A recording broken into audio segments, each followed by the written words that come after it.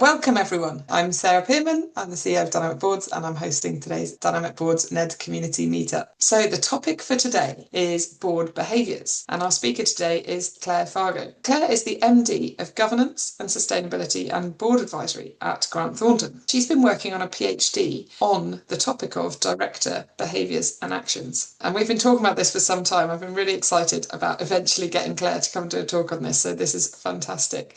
It's something that we all have loads of experience in and seeing how different people behave on the board. Claire has loads of boards experience. She is the chair of Tech Pixies, a social impact business helping women found and change their business careers. She's been a NED with the Skin Investment Clinic, a NED on the board of a global logistics business. She's chaired a county council in rural development. She's been NED of an international creative agency, standards and exam board for a local technical college, chair of an arts-based business, a youth dance group. She's witnessed all sorts through these many different board experiences, and she's consulted in and around the boardroom for a long time as well. So she has truly examined behaviour on boards, and she will have lots of insights for us on this topic. So Claire, thank you so much for being with us. Over to you. Thank you very much, Sarah. And I'd just like to add my welcome to everybody too. Lovely to see so many faces and appreciate the interest that you also have in the topic of board behaviours. So before we start digging into board behaviours proper, I'd just like to set out a sort of a frame of reference, make sure that we're all on the same page. I'm hopeful that we can all really agree on what the board's work really is, what its mandate is. And I summarise it as an entity that sets direction, builds capability, ensures performance, and provides an account to stakeholders. And it's sort of on that basis, and together with the focus that I bring to my work with boards, whether that's a performance review or some board developmental work or a governance renewal project in extreme cases, or even something basic like a benchmarking analysis piece of work, it is that lens of effectiveness that I am looking at when I undertake these projects. I'm looking for effective board behaviours. I'm looking for effective decision making. And again, as Sarah knows, I've even written a book on the subject of effective directorship, because that's really what it's all about for me. That's what drives me. And in my board developmental projects, I like to explore this act of service that you're all doing in your very valuable roles as NEDs through the lenses of culture, competency and collaboration. So they're the areas that really sort of inform my work and how I go about developing boards when asked to do so. Now, I'm sure that most of you have your own ideas about what the desirable or key behaviours are for effective decision making. And I'm also sure that you've got plenty of examples that you can bring to mind where you've seen maybe somewhat questionable behaviour or really positive behaviour that's either supported or potentially undermined outcomes and discussions. But what I'm going to do first of all is break this discussion with you into two areas. First of all, I'm going to focus on these list of key or core behaviours that I like to see exhibited in every board gathering. A couple of caveats for that first before we dive straight in. One, they are all interlinked.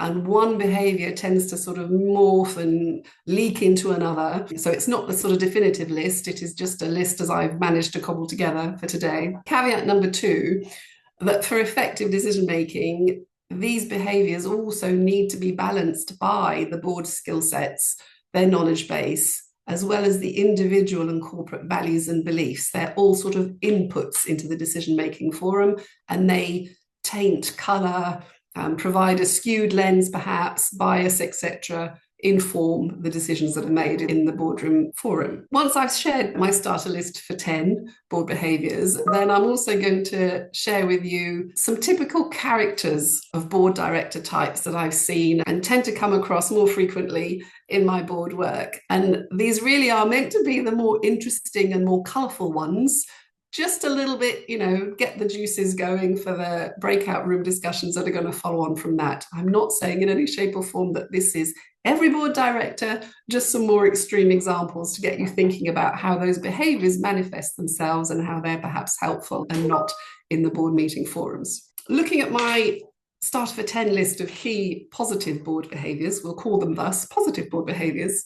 First one on my list, acting with and having integrity.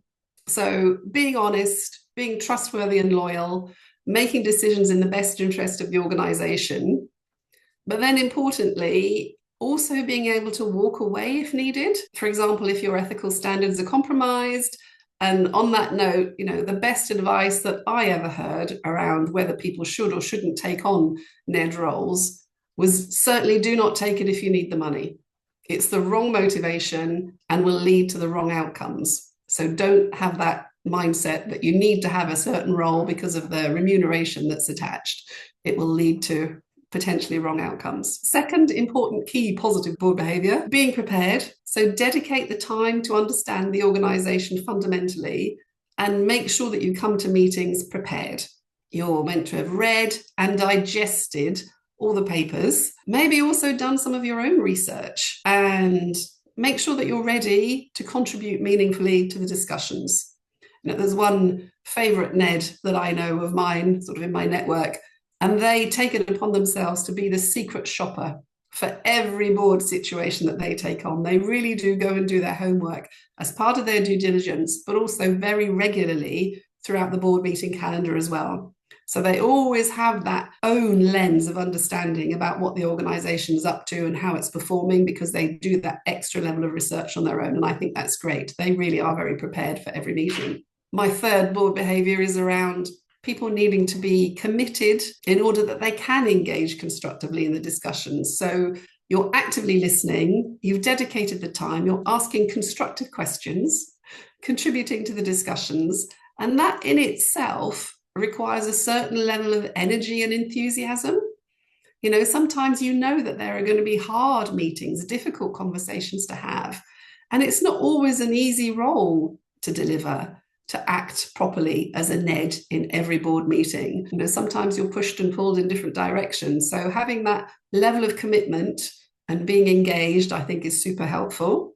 Then the one that we always tend to defer to, I think, is being able to challenge, but respectfully, not critiquing for critique's sake, but providing that appropriate and proportionate challenge so that it facilitates the debate. And really, in order to make that happen, it's not just an on you, it's on the board as a collective obligation that you're all open and accountable for the decisions that you make. And obviously, there are times when you're going to be walking that fine line between nurturing and supporting and challenging and critiquing the senior management team, all whilst keeping things, on a professional and a sort of good conduct level. You don't want it to descend into the slagging matches and everything else that sometimes go on. Another really positive and key useful board behaviour, I think, is supporting the decisions. And then once again, being open and accountable, because whether you agree with the decisions that have been made in the boardroom or not, you have to then go with a decision that's been made and publicly support that agreed decision, right? Even if you didn't agree with it initially, you then have to support that outcome and be transparent and open about how those decisions have been made, and then accountable to stakeholders for how that decision has been made. I think being a team player or being team-oriented is pretty important in terms of a behaviour. Respecting and understanding your fellow board members and the wider executives team to foster that collaboration and collaborative environment, using appropriate and respectful language, but also accepting that not everyone is going to share the same views. Yeah, so there'll be times where you really do need to dig deep to find that sort of collaborative thread that you want to all succeed and get the right outcome for the organisation, and make sure that you are correctly supporting the CEO and the senior management team. Being risk aware and managing conflicts. So not just acting in accordance with the powers that you're given, laid down in legislation and in the various governing documents and so on, making sure that you're declaring and identifying any conflicts. They're all pretty straightforward. But I think the work of risk management, particularly as it's such a sort of hot topic, forever the green topic for any regulator at the moment, using your judgment wisely through the senior management team proposals, through the decisions that you're making, so that you are positively impacting the organization's objectives. To do that, I think you've got to be on top of the risk register. That's something that you need to keep fresh in your mind about where things are at. So that risk register needs to be kept up to date, or your understanding of where things lie on the risk register and the board risk appetite are quite key, I think, to have front of mind now. It maybe didn't necessarily used to be pre-pandemic, but I think certainly there's that everyone has to be risk aware, and it sort of pervades a lot of the work that you do as a board these days. And also related to that, therefore, being comfortable with the fact in terms of how you deal with risk yourself, a lot of the information that you're going to be using as a basis for your decisions is likely to be incomplete. And there's only so many times that you can keep going back and asking for more information with which to inform your decision making. So you have to be at ease with a certain element of risk and making sure that you've got that balance right so that you get the best outcomes for the organization with perhaps a different level or sensitivity of risk within your decision making at whatever time would be needed. And then finally, probably for me, the most important last one here is being self-aware, but also maintaining confidentiality. So I think the maintaining confidentiality is a given. Some people are better at it than others. Some people leak information and they don't really maintain the sort of board confidentiality edict. But you can manage that if you're self-aware, I think. So everyone needs to come to the meetings, as far as I'm concerned, really being cognizant of who and what they are, what they're there to do, appreciating everyone's strengths and the opportunities to have the best outcomes, that present themselves within your board meeting forums, making sure that you can complement each other, that you work together as a team properly, that you're not there as individuals. It is a team effort, but just be aware of the shadow that you cast, I guess, is what I'm saying, and what you're bringing into the meeting. Just moderate behaviours accordingly so that, again, the best outcomes come out. And I'm going to pause there. I hope that's been enough of a whistle-stop tour around a huge potential list of board behaviours that could just whet the appetite, get you thinking, because I want to counter that now, rather than identifying a mega list of sort of the more negative board behaviours. I wanted to pick up on this point I made earlier about the types of characters that you can see around the boardroom, because there are some really great ones, but we all remember the really not so great ones, right? Or I certainly do. They're the ones that stick in my mind. And I've got another big caveat for this one. I mentioned it a little bit earlier, but just stressing, they are extreme examples, and deliberately so. It's tongue-in-cheek to make it a bit of fun, no finger pointing, but it's just so that you can understand how the more negative behavioural traits can sometimes manifest themselves. And then, the task in the breakout discussions, as Sarah's kindly highlighted, is a little bit, well, how are you maybe going to deal with this if you have one of these types of directors in the room? So here is my list of the not so great board characters that you could see potentially in a board meeting. And as I say, there are definitely ones that I've seen and witnessed myself. They do exist. The most common one, the dominant chair, or the bullying chair. Let's go really extreme, call it out, bullying behaviour of the chair. So these individuals, they've either been in post far too long, let's say forever, or they've recently come in with a mandate to change things. And they are absolutely on a mission. They completely dominate all the interactions. They treat the organisation as their own little baby. And if you come to a meeting, it's almost as if everything's been predetermined, right? Because most of the decision making is happening outside the boardroom, because it's just whatever they say goes anyway. And whoever they happen to meet in between board meetings, they've made a decision.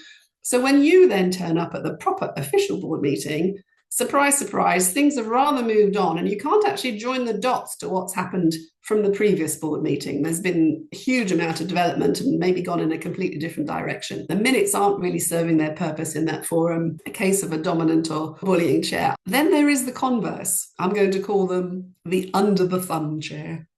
So the under the thumb chair, in my experience, tends to be completely in awe of one member of the management team. Typically, it's been the CEO, and this is a very gifted, a very strong CEO, nothing wrong with that, all good, positive stuff. But by golly, they do not want to listen to anyone else's views, and certainly have no time for any challenge, right? Because what they are doing is absolutely fantastic. And the board meetings themselves then just turn into this sort of, not even an approval process, it's a notification. Again, things are just nodded through, away we go. This individual has said that everything has to happen. The under the thumb chair is not going to stand in their way. So there's no proper review, but certainly never ever dare to come up against this individual with a contraindication around pay, as I found out to my cost. So because the CEO, we'll say in this case, is so talented, is so wonderfully brilliant at their job, you cannot ever say no to whatever outrageous pay or bonus demands they have, regardless of whether they've met their targets or not. They will be paid in full all the time because the chair is paranoid that we will lose that very gifted individual. We then have the more challenger independent director. Seen quite a few of these, right? Now, these are the little abrasive ones, slightly tricky to deal with, always objecting, having a go at every single proposal that comes along. And it's almost expected that they're going to behave that way even before they open their mouth. So they bring with them all the history, and the track record sort of speaks for itself. So they're difficult, disrespectful, sometimes a little bit aggressive in their manner. We have a just say yes director. This really is the group thinker person. They're a bit timid. They hate to put their head above the parapet. Always the last to vote because they want to see what everyone else is voting on and how they're voting before they decide. And they certainly don't want to cause a fuss. So they're just going to go with the flow, go with the herd, and certainly approve everything that the chair says. They don't actually have any views of their own, or they never get to express them anyway. I've now got a couple of good and bad intent interfering directors. So on the bad intent interfering director, they used to be a CEO. They know the industry inside out. Maybe they've got a great network, great black book. Doesn't mean to say, though, that they can take matters into their own hands, right? And start giving edicts to everybody, interfering in the day-to-day operations of the business. They're overstepping their mark. Good intent interfering directors, though. This individual just loves to help, right? They want to come in, roll their sleeves up. It's a tricky situation they've seen before. They can resolve the situation more quickly than others. The management team needs some help, so I'm sort of going in, going rogue, going to help them sort it out. And it'll all be done before the next board meeting anyway, and no one will know, so it's all fine. Investor director, my favourites. They're obviously there to oversee the investment that the company's made in the business and to account for that, back home.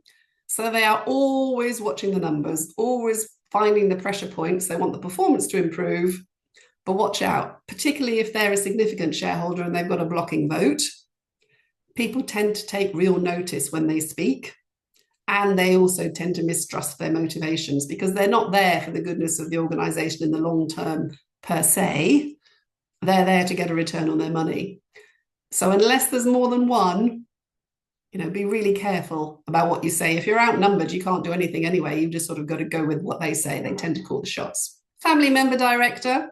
On the board because mum or dad thought it was a good idea and it was high time that they found themselves something useful to do. So they don't really have the skill set or the knowledge for the role, but they need a job. So they're there. They need to be seen to be doing something. And what they're actually doing is causing havoc in the boardroom, making decisions that are predicated on an aspired lifestyle rather than actually the long-term success of the organisation. So heaven help the Neds who have to come in and mop up and carry the can. Not a great place to be. The need to be seen director, certain air and flair to this director, loves the sound of their own voice, loves the public profile, and possibly the money, likes to talk on radio a little bit, so helps improve the profile. But unsurprisingly, they're highly allergic to any discussion around succession planning. Why change what's obviously working so well, as far as they're concerned? Very ethical director, the quiet one, thinks really, really deeply about stuff. Gradually over time builds a picture of what the board's working on, and they sort of no longer really believe in it wholeheartedly, can't commit anymore. Tackle the chair and the other directors one by one to see if anyone else feels the same way as them, but then it all starts to unravel and go wrong, and then abruptly they leave, no longer able to continue with their compromised ethical compass. Bye-bye, the ethical director. Elephant director, meticulous record keeper. Written, unspoken, spoken, specific notebooks for each board committee that they serve on. They are thorough, do not miss a thing. This is the elephant director. They record everything and they are your accountability tracker. They will keep things on track. Last but not least, silent director. So not always silent, but they certainly listen a lot more than they talk. But when they do speak, everyone listens, the room falls silent, and we all wish that we'd had their insight or brought their idea to the table. That's it. That's my worldview of directors, to whet your appetites, to help inform your discussions in the breakout room. Over to you, Sarah. Claire, thank you. That's really got us thinking. And I'm sure as you're hearing that, you can recognise some of those traits in people that you've been on the boards with. But I wonder what you think for yourself. So we're going to pose 3 questions now. What board behavioural type do you lean towards personally? So a bit of self-evaluation here. What unhelpful behaviours have you seen on the boards you've been on? And what tools do you deploy when managing those unhelpful behaviours? And we're just going to take a few minutes to think them through.